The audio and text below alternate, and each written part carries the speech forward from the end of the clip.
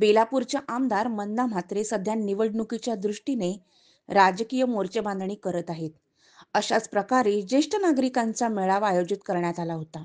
आता तुतारी कुठे बंद पडली आहे, शिट्टी कुठे उडून गेली आहे, असा खोचक टोला बेलापूरच्या आमदार मंदा म्हात्रे यांनी माजी आमदार संदीप नाईक आणि शिवसेनेचे बंडखोर नेते विजय नाहटा यांना लगावला आहे. त्याचबरोबर आता त्यांना घरची आठवण येत आहे, असे देखील खोचक वक्तव्य मंदा म्हात्रे यांनी केले आहे. शिट्टी आणि तुतारी हे दोन्ही बंद पडल्या. आता घरची आठवण यायला लागली. जशी मुलं असतात ना, घरातून बाहेर केल्यानंतर काही नाही मिळालं का आई वडिलांची आठवण येते, तशी आता त्यांना आई वडिलांची आठवण यावी लागली. लोकांना त्यांना त्यांची जागा दाखवून दिली तुतारीला आणि चिठ्ठीला की तुमची जागा नव्या मुंबईत काय आहे, काम करणारा कोण आहे आणि स्टंटबाजी करणारा कोण आहे हे या जनतेने, या ज्येष्ठ नागरिकांनी दाखवून दिलं. ज्येष्ठ नागरिक म्हणून मला प्रत्येक वेळी हिणवलं, त्या ज्येष्ठ नागरिकांनी त्यांना यांची जागा दाखवून दिली.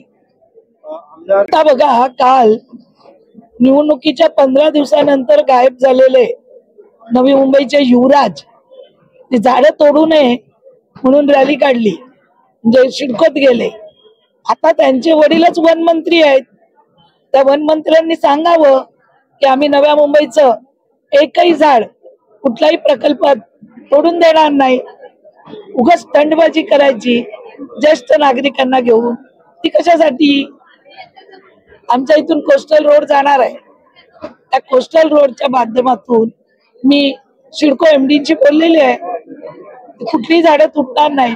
पण आता वनमंत्री त्यांचेच वडील आहेत, मग त्यांच्या वडिलांनी डिक्लेअर करावं की आता तुर्ब्यातून जो बोगदा निघणार आहे तिथेही झाडं तुटणार नाहीत, सीबीडीतली झाडं तुटणार नाही कोस्टल रोडला.